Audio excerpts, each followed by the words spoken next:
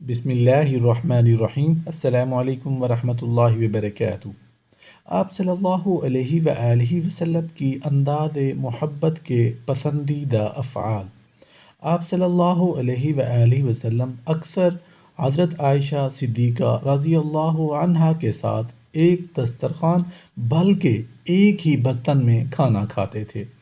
ایک مرتبہ ایک ساتھ کھانا تناول فرما رہے تھے کہ حضرت عمر رضی اللہ عنہ کا گزر ہوا، تو آپ صلی اللہ علیہ وآلہ وسلم نے ان کو بھی بلا لیا اور انہوں نے ایک ساتھ کھانا کھایا۔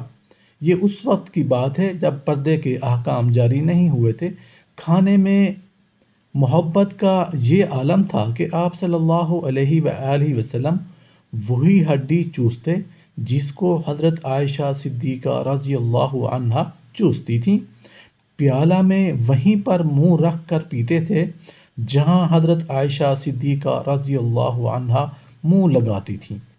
محبت کے ایسے تمام افعال جو بظاہر بہت چھوٹے نظر آتے ہیں، میاں بیوی کے رشتے کو نہ صرف مضبوط کرتے ہیں بلکہ ان کے درمیان اعتماد اور محبت کی فضا قائم کرتے ہیں، اور یہی چیز ہمارا دین ہمیں سکھاتا ہے۔